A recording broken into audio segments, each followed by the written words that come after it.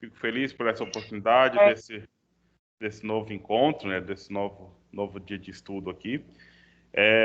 Nós vamos hoje dar prosseguimento aos conteúdos que dizem respeito aos primeiros desdobramentos aí da Primeira República, né, da proclamação da República no Brasil. Então, como é que ficou a situação por aqui? Nós, na aula passada, a gente encerrou aquele ciclo, né, que dizia da Primeira República, ou da República Velha. E aí, agora a gente vai, então, ver alguns pontos um pouco mais específicos, né, nessa questão aí. Deixa eu só mostrar, então, aqui essa questão da organização das nossas atividades, nossas tarefas, da seguinte forma. Se você verificar aqui na postagem que nós fizemos hoje já, que você entrou na aula de hoje aqui, certo? A gente vai ver aqui, olha só, que nós temos uma atividade prevista para hoje aqui. Ela já está postada lá no GI8, esse planejamento dessa aula aqui. Aqui, atividade avaliativa. Então, nessa região aqui, viu, Bruno? Você perguntou. Aqui, atividade avaliativa tem aqui a data para ser entregue, né? A outra forma de você encontrar essa data, você clicando aqui para realizar a atividade, vai aparecer logo aqui em cima, é uma atividade de participação, então, portanto, não é de portfólio, então, realizar até dia 5/3, certo? Agora, sobre a aula da última aula que nós tivemos essa semana, né? Então, olhando aqui, foi a aula número 11, veja só, ciclos da história da republicana aqui. Então, você vai verificar que lá no final, na parte atividade avaliativa, tem aqui que essa atividade é de portfólio, certo? O prazo para entregar está aqui, ó, dia 5/3/2021. Aí, se você entrando aqui, você já verifica mais essa informação, ó, que é uma atividade de portfólio, então, portanto, ela tem que ser inserida no portfólio e a data para entregar até dia 5/3, certo? Então, o que acontece? Vocês vejam aqui que toda a aula, última linha da aula, todas elas a gente coloca aqui, ó, para verificar quem realizou, clique aqui. Aí você clicando aqui, você tem a lista de todas as atividades que foram feitas até hoje, olha. Aula 1 teve atividade, aula 2, aula 7, aula 11 e hoje a aula 13. Então, todas elas têm atividade. Certo? Alguma dúvida quanto a isso, meninos? Então, tem duas atividades, uma do portfólio e a outra de participação. Na verdade, é mais que isso, né, Maria Luísa? Olha lá. Ó. Nós temos da aula 1, olha aqui, ó, atividade participação, aula 1. Atividade participação, aula 2, duas atividades. A atividade participação da aula 7, 3. A aula 11, aí foi uma de portfólio, a primeira de portfólio. E hoje vai ter outra de portfólio, outra de participação. Então, nós tivemos Não, quatro professor, atividades. falando dessa semana. Ah, tá. Nessa semana em específico, uma atividade é participação e a outra vai para o portfólio. Isso. Só que tem uma coisa, viu, Maria Luísa? A atividade que passou hoje de participação, eu tenho certeza que a gente não vai terminar a aula hoje. Então, ela não vai ser para hoje, ela vai ser para quando a gente terminar a aula. Então, capaz que ela vai ser jogada lá para a semana que vem. Certo? Eu ponho a data aqui já logo, né? Simplesmente para a gente já ter ideia, assim, não, vamos ver, se a gente terminar a aula hoje, está aqui a data já.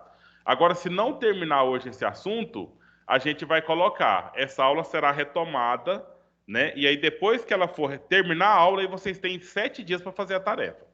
Essa que é o nosso combinado inicial. Alguma dúvida quanto a isso? Quanto a essas questões? E eu, Não. com muita satisfação, quero agradecer Não. aí esses que podem, né? Quem pode ligar a câmera e queira ligar, por favor, que ligue, né? Então, a Marieva, o Guilherme, o Enzo, o João Pedro, agora o Gabriel Facholi, Maria Luísa, Marcos Vinícius, Luísa e o Bruno, obrigado por estar já com a câmera ligada, porque isso aí garante a participação conosco. Obrigado, Enia, também, por ter ligado. E todos aqueles que puderem e quiserem, por favor, né, deixa ligado, que eu vou olhando aqui. Eu mostro lá, eu tô transmitindo na tela aqui. Talvez você não consegue ver todo mundo, mas eu vejo vocês todos aqui em tela grande, entendeu? Porque eu vou voltando aqui a tela e isso facilita demais o nosso trabalho. Meninos, vamos para o tema de hoje? O tema de hoje, aqui. A questão específica que eu disse que faz parte da questão aí da República, tem várias situações. A questão da mulher, a questão do índio, são várias questões que a gente pode, então, considerar. Nós vamos considerar agora a questão do negro, por um motivo muito específico, de um evento que ocorreu no mesmo contexto da proclamação da República, ocorreu um evento que é a abolição da escravatura, ou a última das leis que levasse à abolição da escravatura aqui no Brasil, que é a Lei Áurea. Então a gente lembra que a proclamação da República se deu em 1889, no dia, vamos lembrar, proclamação da República... 1930? Não, a proclamação foi antes. Quando aconteceu lá a proclamação da República. Foi 27 de setembro, dia 7. Essa foi essa foi em 1822, a independência. E a proclamação da República, 1889, no dia 15 do mês de novembro. Tá novembro. E uma data muito importante para a questão negra, para a questão do escravizado, se deu um ano antes, né? Que foi no ano de 1888. Quem lembra a data da Lei Áurea, ou da abolição da escravatura no Brasil, ou a última das leis da abolição da escravatura no Brasil? Maio? Foi no mês de maio. Que dia? 10. Ai, gente, eu acho que eu já... 10. Tá perto. 12, Tá bem 13, perto. por aí. Tá perto. É bem em cima do dia 14? 13. Dia 13, tá? Então, dia 13 de maio de 1888, a abolição da escravatura. O que nós estamos começando aqui, eu até ia fazer um mentimeter para vocês, mas ia demorar um tempão para vocês lá escrever. E eu queria só deixar aberto aqui se alguém quisesse comentar ou pudesse comentar. Então, imagina vocês, teve a abolição da escravatura no Brasil. E aí, o que aconteceu com esses negros? Como é que passou a ser, então, a situação deles depois da alforria, né? Depois da liberação da escravidão? Professor. Extrema pobreza? Extrema pobreza. Vamos lá. Maria Luísa, depois Bruno, complementa. Professor, para mim falar, eu vou falar minha opinião, né? Eu não vou sei se é verdade, eu vou falar o que eu acho, a minha opinião. Sim. Na minha opinião, quando a abolição da escravatura aconteceu, eu acho que em muitos lugares ainda continuou o preconceito, a escravidão, de alguma forma escondida, alguma forma assim, porque de uma hora para outra eles não vão começar a respeitar, parar, vou parar esse aqui de escravizar essa pessoa aqui. Na minha opinião, depois disso ainda continuou. Certo. Bruno. Professor, eles saíram de uma situação extrema e foram para uma, tipo assim, menos apertada, só que da mesma forma. E eles não tinham emprego, não tinham onde ir, onde morar, e muitos deles continuavam, assim, trabalhando de certa forma como se fosse escravo, da mesma forma para os seus antigos patrões de fazenda, né? Ou alguns foram para a cidade em busca de melhores condições de vida. Mas muitos foram frustrados, né, na época. É uma questão que eu faço, que eu queria que vocês imaginassem e falassem, é justamente essa mesmo, né? Então, muitos foram para a cidade em busca de melhores condições, mas e lá na cidade? Qual que é a condição dele para buscar essa melhor condição lá na cidade? Né? Pensa, aí aonde ele ia morar, né? O que ele ia comer?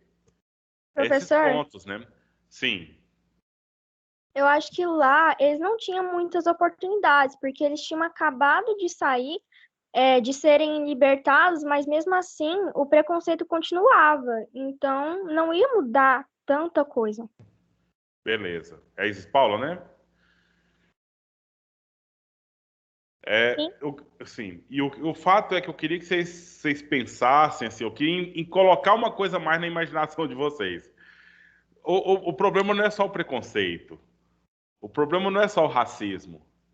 O problema é aonde eu vou dormir, sabe? aonde, o que que eu vou comer? Como que eu vou, com o que eu vou comprar alguma coisa? Ou será que seria uma coisa tão mágica? Pronto, ó, hoje é 13 de maio, viu, escravo? Hoje eu não posso chamar mais de escravo. Hoje é dia 13, você está livre. No mês que vem, no dia 13 de junho, eu vou te pagar o seu salário pelo seu serviço. Será que era assim? Claro que não. Claro que não foi assim, né? Então muitos deles foram expulsos. Pronto, eu não tenho direito a escravo mais, então você some daqui. Tá, eu vou sumir daqui, mas para onde eu vou? Fazer o quê da minha vida? Aí chegava lá num lugar que tinha emprego, aí o negro, eu quero trabalhar aqui para você, tal, eu sei fazer serviço. Aí, não, aqui negro, eu toda a vida trabalhou para mim como escravo. Eu vou pagar salário para negro? Negro nem gente é. Você percebe, então, assim, além da questão do preconceito e do racismo, ou do jeito que vocês falaram mesmo, vamos aproveitar o que vocês falaram. Por conta do preconceito e do racismo, as condições do negro ficaram ainda piores, talvez. Não sei se tem como falar se foi melhor ou pior. Não tem um sofrimento com outro sofrimento, é tudo sofrimento, então é tudo ruim. Né? Não dá para a gente ficar valorizando essa questão. Né? Mas aí é essa coisa.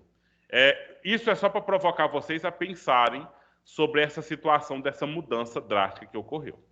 Agora veja bem aqui no texto, né?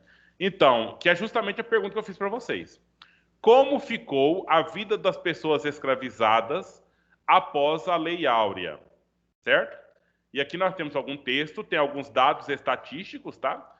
Eu vou ler aqui essa primeira parte que é a introdução, aí depois quem gostaria de ler, fica preparado para a gente ler os parágrafos abaixo aqui e a gente vai fazendo os comentários da questão da aula, tá, gente? Então veja aqui. Com a abolição da escravatura, em 13 de maio de 1888, aproximadamente 700 mil pessoas escravizadas conquistaram sua liberdade e enfrentaram novos desafios na condição de libertos. Beleza. A abolição da escravatura, que aconteceu no dia 3 de maio de 1888, foi um dos acontecimentos mais importantes da nossa história. Esse foi um assunto que atravessou o debate político no Brasil durante todo o século XIX. A abolição só aconteceu por meio de uma campanha popular aliada à resistência das pessoas escravizadas. Acabou de vir aqui a mim uma ideia.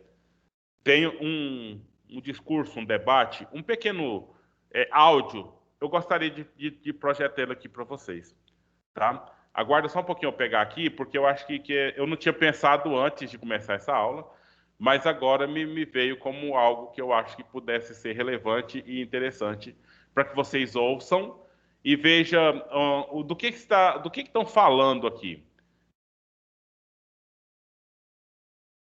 Corre o risco de eu não conseguir achar, uma vez que eu usei esse material no ano passado,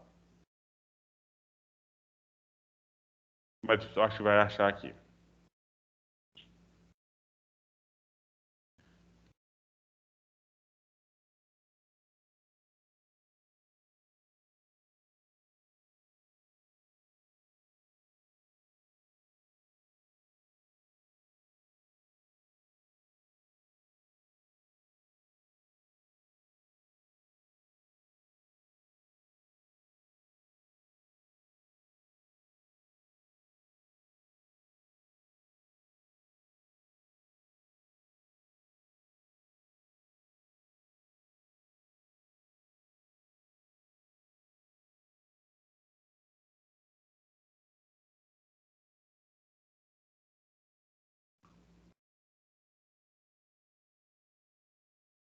Bom, na verdade, eu tinha que ter preparado antes, desculpa o tempo aqui, porque é complicado a gente, numa aula tão curta, a gente perder o tempo aqui, que é o tempo de vocês mesmos, né?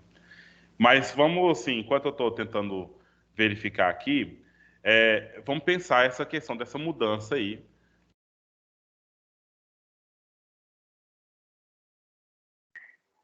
Professor, Sim. quando foi a princesa, né, que assinou o negócio lá, que fez A princesa Isabel, não é? Isso. Quando ela assinou esse decreto, essa lei, não sei, ela foi... Estava escrito lá na lei que as pessoas negras podiam ter sua vida normal, ou seja, entrar em questão de política, que na época não tinha, né? Mas quando? Deu para entender, professor? Meio que ela... Sim, direitos. Ela assinou direitos? sim, a lei determinou que as pessoas não teria mais escravatura no Brasil e que as pessoas seriam comuns, como as demais pessoas, não é? Mas outras leis surgiram, né? E leis, inclusive, que dificultou a vida do negro poder comprar a terra, por exemplo, fazer algum tipo de aquisição de alguma coisa, entendeu? Não, então eu fico devendo essa questão que eu disse que eu queria mostrar para vocês aqui. Fico devendo para o próximo dia e eu prometo que preparo melhor para vocês verem como que a discussão era feita, né, entre os políticos mesmo, porque não foi só, porque mesmo sendo aqui a monarquia, a princesa não faria o que ela queria e pronto, não. Toda essa questão saiu justamente do próprio governo, do próprios deputados que tinha, né, o pessoal do parlamento que aqui existia, certo? E aí a tentativa foi que a coisa ficasse de forma que o negro integraria a sociedade e ficaria tudo normal. Mas, na prática, isso não acontece, uma vez que as pessoas não tinham propriedades. Mas, por outro lado, viu, Maria Luísa, havia muitas pessoas que já eram pessoas negras, né? Havia algumas pessoas negras que já eram empresários, que já tinha participação aí econômica efetiva já no Brasil, entendeu? Então já existia esses negros que já participavam, mas eram exceções, né? Muitos deles era da cor escura, né? Preto retinto mesmo, né? Mas é porque era filho de algum branco que tinha alguma propriedade, etc. Então ele teve relação lá com a escrava e tem um filho e eu adotou esse filho e aí essa pessoa se sobressaía perto das outras, né?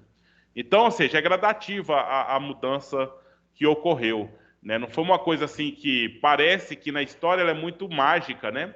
Então, 13 de maio, Princesa Isabel fez o decreto, pronto, mudou a sociedade, mudou a história, mudou a vida. E a gente sabe que as sessões não são tão simples assim e tem todo um processo para acontecer.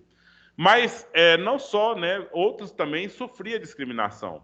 Como nós já vimos, nós já estamos num passo lá na frente, lá no Getúlio Vargas, 1930 na Constituição dele, de 37, né?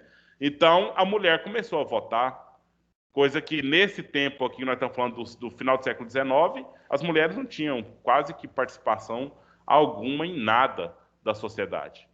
Mas em nada, professor. Não, tinha alguma outra que era mulher solteira e rica, né?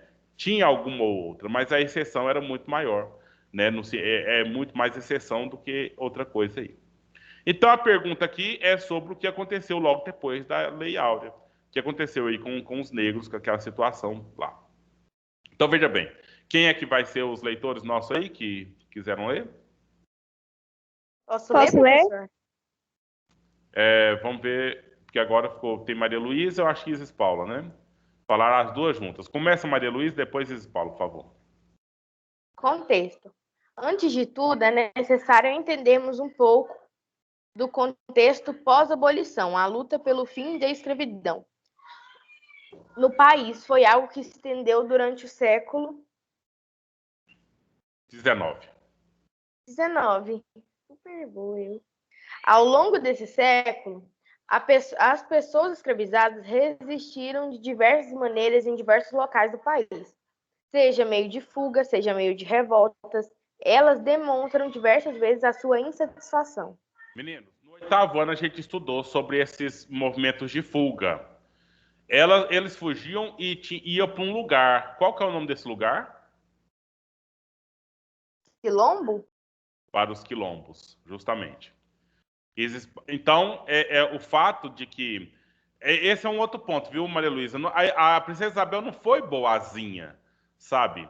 Tinha resistência dos negros que fugiam e que faziam rebeldias contra o sistema escravocrata, mas tinha também uma iniciativa dos ricos, viu, Bruno? Uma iniciativa dos liberais, que era muito mais interessante eu ter funcionário assalariado para o dinheiro circular, e era uma coisa moderna, uma coisa que já estava acontecendo na Europa há muito tempo, essa questão do trabalho assalariado, e coisa que aqui no Brasil a coisa estava demonstrando que aqui era uma coisa, uma fazendona, uma coisa atrasada mesmo, né? Então, ou seja, a tentativa aí estava feio para a República continuar escravizando o povo. E era mais um item de crítica que fragilizava a monarquia. Entendeu? Então a princesa Isabel ela ficou no meio aí para ela salvar o pescoço dela. Inclusive, Maria Luísa, tem uma fala seguinte: ela entregou o anel para ela não perder o dedo. Porque se continuasse mantendo aquela situação daquela forma ali, talvez a proclamação da República tinha acontecido antes, né? Um pouco antes ainda, dada a fragilidade o enfraquecimento da monarquia aqui no Brasil. Alguém quer comentar? Eu ouvi algum áudio aberto. Professor. Aí. Sim. No caso, eles foram, tipo assim, meio que forçados a dar essa liberdade para os escravos, né? Tipo assim, conceder. Só que foi de forma desorganizada e mal planejada. Sim. Aí, como já a Inglaterra, os outros países já desenvolvidos, estavam entrando na Revolução Industrial, já tinham algumas coisas em andamento, eles, tipo assim, os liberais, os homens ricos, eu penso, né, eu acho, se eu tiver errado, você me corrija. Eles queriam, tipo assim, uma mão de obra barata, caso a industrialização viesse com força para o Brasil, visando o mercado melhorar. É totalmente certo, Bruno, mas a Revolução Industrial já estava há 100 anos, tá? Então, ou seja, nós estávamos muito atrasados desse processo. Precisava, de fato, organizar a nossa sociedade para o iluminismo, para as questões acontecerem, que é a Revolução Industrial e a própria liberdade das pessoas, né? Esses dois pontos aí, justamente, esse ponto mesmo. Então, meninos, Isis Paulo, por favor. A escravidão no Brasil era uma instituição que existia desde meados do século XVI, tendo sido introduzida pelos portugueses durante a colonização. Com a nossa independência, essa instituição cresceu e tornou-se profundamente presente em nossa sociedade. A quantidade de pessoas escravizadas que entrou no Brasil via tráfico negreiro a partir do século XIX evidencia isso. Lê para a gente até os números aí, por favor. 3 dados importantes que reforçam a presença do tráfico de pessoas escravizadas no Brasil são: a primeira metade do século XIX, cerca de 1,5 milhão de africanos desembarcam no Brasil. Entre 1831 e 1845, cerca de 470 mil africanos foram enviados para o Brasil pelo tráfico. Entre 1841 e 1850, 83% dos africanos enviados para a América vieram para o Brasil. Certo. Eu queria que alguém de vocês aí procurasse na internet qual era a população do Brasil em 1850. Né? Só faz uma busca aí na Wikipédia, uma busca geral aí, você acha assim, população do Brasil em 1850. Para a gente fazer um confronto com esse número, olha, cerca de 1,5 milhão de africanos chegaram aqui no Brasil, né? Para estar na condição escrava, né, na condição de escravos. E especificamente, olha, em cerca de 15 anos, 14 anos aqui, 470 mil africanos chegaram aqui no Brasil. Né, Professor? Sim. Ele está falando que 51 milhões ou é mil? Peraí. Milhões. Eu acho que é milhões. 51 milhões 944 mil e 397. Pois é, 51 milhões de habitantes no Brasil e só negro africano que foram chegando por aqui, né, representou aí 1,5 milhão. Né? Isso é um acréscimo para nós, mas um desfalque lá na África, mas, sobretudo, essa situação, né? A forma que eles chegaram aqui. Chegaram aqui por meio do tráfico negreiro, né? De escravização de pessoas com negócios feitos aí entre... A Inglaterra ganhava muito em cima dessa questão. Beleza. E aí foi um processo dessa abolição acontecer. Coisa que nós vimos lá no 8º ano também, né? Aqui tá os antecedentes, que começou lá em 1850, certo? Só lembrando, a nossa abolição foi em 1888. Mas lá em 1850 já houve a Lei Eusébio de Queiroz, né? Essa lei era para evitar conflito com a Inglaterra, né? Então, porque a Inglaterra pressionava o Brasil há décadas a acabar com o tráfico negreiro, entendeu? Então, a Inglaterra, ela desistiu. O Bruno acabou de falar da Inglaterra aí há pouco, falando da questão de que a Inglaterra já estava industrializada e não tinha mais sentido manter a escravização lá, uma vez que eu precisava de ter mão de obra especializada e ter assalariamento para que pudesse comprar, inclusive, os itens que foram industrializados. E aí, aqui na América Latina, continuou tendo a escravização, né, por parte dos espanhóis, por parte dos portugueses, né, por parte dos franceses. E aí, então, houve a Lei Eusébio de Queiroz aqui, que fez com que proibiu o tráfico, mas não proibiu a escravização. Qual que era uma saída que os fazendeiros daqui tiveram, inclusive aqui em Goiás, meninos? Vocês... uma fazenda, que me fugiu agora o nome, que tinha o fazendeiro, ele organizava, ele não punha os escravos na senzala para ficar todo mundo misturado. Sabe o que ele fazia? Ele organizava quartinhos lá na fazenda dele e sempre colocava os negros em casalzinho. Para que será que ele colocava os negros em casalzinho para dormir nas casinhas, para morar lá? Parecia que era uma família? Não. Para multiplicar. Para colocar os escravos para procriar. Porque aí o filho desses escravos que nascesse na fazenda, ele era o quê? Já estava um escravo sem ele ter que pagar nada. Entendeu? Então, ou seja, proibiu o tráfico escravo lá, mas os escravizados continuaram sendo escravizados. Professor, sim. Eu não sei se mas lá onde é a fazenda do meu pai hoje, antigamente tinha o Kim Capaz, e ele tinha os escravos dele também. Sim. Tem várias histórias sobre lá. Porque faz parte daquele contexto em que havia escravização aqui, né? Só que o Kim Capaz, que você está falando aí, ele está no contexto do surgimento de Iporá, né? Então, sim, ou seja, foi bem no finalzinho mesmo já tinha acontecido a abolição da escravatura. E aí você está contando uma história que tem indício lá de que ele ainda tinha escravo. Entendeu como que é o problema, né? A lei que proíbe, mas a prática continua. Né, porque é uma coisa que não dá para se fiscalizar tão bem assim, e nem tanto no interior do país, como era o Brasil, como era a região de Iporá naquela época. Fala, Enzo. Com licença, deixa eu ver se eu entendi. Então, esse homem punha os negros em casais, né, no caso dos escravos, né? Uhum. E os filhos que eles tinham, ele punha para trabalhar de graça para ele, era isso que ele fazia?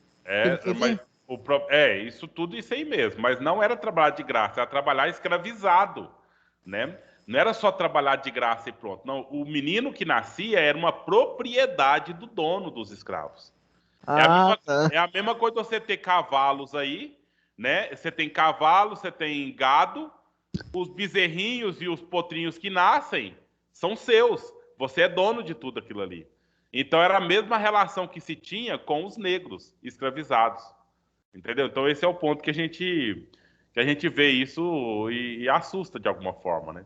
Só que por que eu tô falando isso, gente? Porque tem a data aqui, 1850, proibiu o tráfico negreiro e a ideia de que não tinha que ter mais escravização. E no Brasil ainda ficou 38 anos mantendo a escravização legal, né? Só não comprava mais escravos novos da África, mas continuava tendo escravização aqui no Brasil. Essa que é a questão que tá sendo dita aqui. Ok? E aí, olha só, o tanto de gente que... o enfraquecimento da escravidão no Brasil, resultado do esforço, movimento abolicionista, né? Então muita gente foi contra esse processo, é claramente identificado por meio da população de pessoas escravizadas que foi diminuindo consideravelmente ao longo do século XIX, né? Então, veja bem, tinha cerca lá em 1818, cerca de 1.900.000 escravos. Isso conforme, gente, os contratos e registros, tá? Como é que a gente sabe disso? Como é que a gente sabe que tinha esse número de escravos aqui? Você que é de fazenda aí, Bruno, e quem mais você, Facholi, também. Como é que sabe?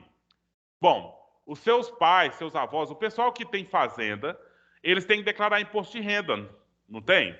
Sim. E aí, como é que sabe o tanto de gado que eles têm, o tanto de vaca, tanto de cavalo, o tanto de animal que tem?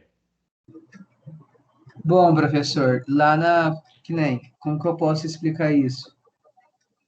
Normalmente, olha, eu não sei se eu estou explicando certo, mas para saber a contagem dos gados lá, do jeito do meu avô, sempre foi na época da vacina. Justamente.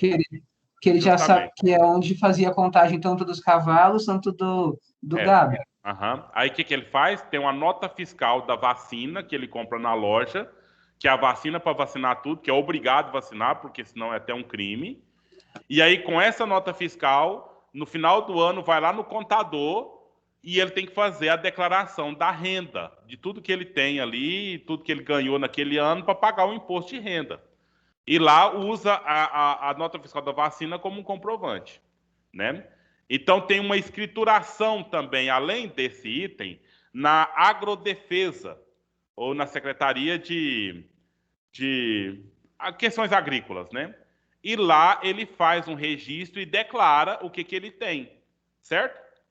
E aqui, da mesma forma, meninos, como que eu sei o tanto de negro que tem escravizado aqui no Brasil em 1864?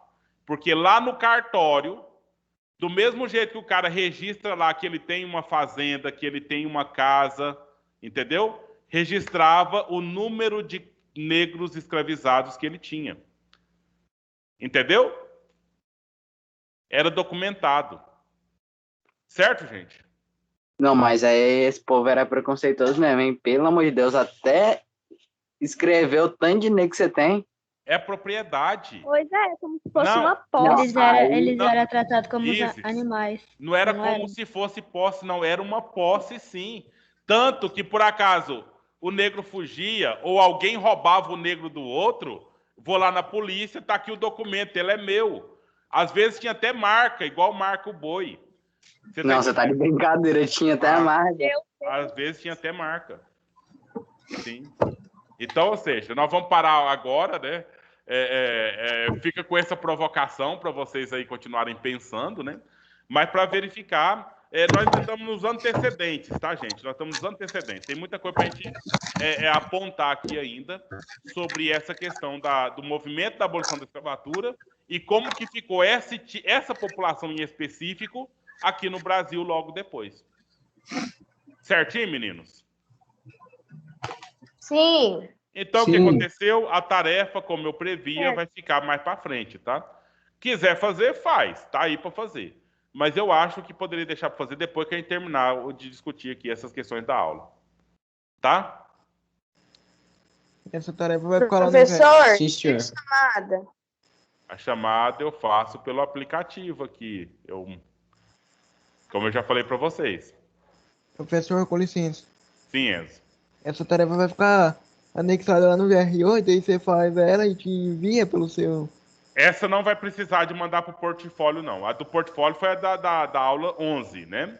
Aquela vai do portfólio. Agora essa aqui é só fazer e deixar lá. Ah, tá, mas tá no VR8, aí você faz e deixa lá. E tá escrito lá. Quando é para mandar pro portfólio, tá escrito lá, portfólio, que é a do dia 11. O dia 11 não, a da aula 11. Essa é só participação. Tem lá, tipo assim, tem lá até a data de... o limite de entrega e tá escrito se é para portfólio, se não é. Justamente, isso mesmo. Pessoal, boa tarde, tudo de bom para vocês. Obrigado. Tchau, professor, boa tarde. Tchau, professor, boa tarde. Professor, fica com Deus. Boa tarde. Amém. Boa tarde, senhor. Tchau, professor. Obrigado.